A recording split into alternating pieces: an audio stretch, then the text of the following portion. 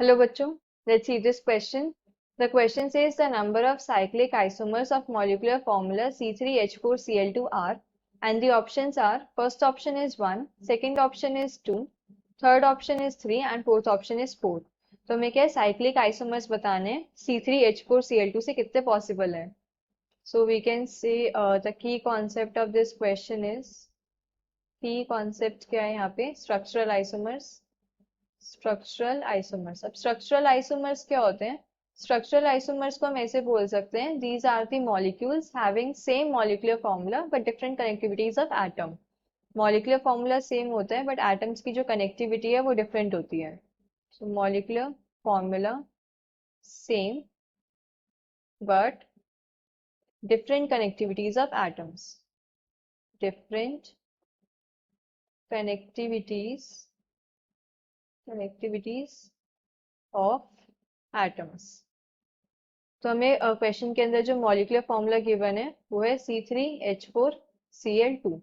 सबसे पहले क्या है, हम डिग्री ऑफ अनसैचुरेशन निकालते हैं. डिग्री ऑफ अनसैचुरेशन क्या होता है, इससे हमें पता लगता है कि किसी भी मॉलिक्यूल के अंदर कितने नंबर ऑफ पाई बॉन्ड्स या फिर रिंग्स प्रेजेंट है.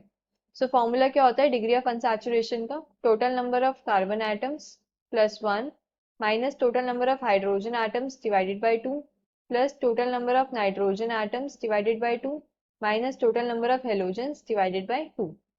तो अब गिवन मॉलिक्यूल के अंदर 3 कार्बन एटम्स हैं, सो 3 प्लस 1, 4 हाइड्रोजन एटम्स हैं, सो -4 डिवाइडेड बाई 2 एंड 2 हेलोजन्स हैं, -2 डिवाइडेड बाई 2. तो ये क्या आ गया हमारे पास, 4 एंड -3 इज इक्वल्स टू 1. 1 हमारा जो डिग्री ऑफ अनसैचुरेशन है 1 आया. इट मीन्स या तो एक डबल बॉन्ड प्रेजेंट है, डबल बॉन्ड, 1 डबल बॉन्ड, या फिर क्या है एक रिंग प्रेजेंट है. अब हमें क्या है साइक्लिक आइसोमर्स ड्रॉ करने हैं. तो C3H4Cl2 या तो ए साइक्लिक आइसोमर्स होंगे. ए साइक्लिक आइसोमर्स होते हैं ओपन चेन आइसोमर्स, और या तो होंगे साइक्लिक आइसोमर्स, क्योंकि एक रिंग हो सकती है. ए साइक्लिक में क्या होता है डबल बॉन्ड कंटेनिंग हम आइसोमर्स ड्रॉ करते हैं. सो साइक्लिक आइसोमर्स एक रिंग कंटेनिंग वाले आइसोमर्स होते हैं, क्लोज चेन आइसोमर्स. अब जो मिनिमम जो रिंग होती है, सबसे स्मॉलेस्ट रिंग जो होती है हमारी, उसके अंदर 3 कार्बन एटम्स होते हैं. Like we need 3 carbon atoms at least to form a ring. तो हमारे पास के 3 कार्बन एटम्स प्रेजेंट है, तो इससे क्या एक रिंग बन जाएगी. एक रिंग बन गई. अब उसके बाद क्या है, 2 क्लोरीन एटम्स हैं एंड 4 हाइड्रोजन एटम्स हैं. सो एक पॉसिबिलिटी ये है कि जो 2 क्लोरीन एटम्स हैं वो 2 अलग अलग कार्बन एटम्स से अटैच्ड हैं. अब एक पॉसिबिलिटी ये हो सकती है कि ये जो 2 क्लोरीन एटम्स हैं ये दोनों के सेम कार्बन एटम से अटैच्ड हैं, क्लोरीन एंड क्लोरीन. रेस्ट क्या है हाइड्रोजन एटम्स, हाइड्रोजन, हाइड्रोजन, यहाँ पर भी हाइड्रोजन, हाइड्रोजन. तो ये क्या है, 2 पॉसिबल साइक्लिक आइसोमर्स हो सकते हैं C3H4Cl2 के.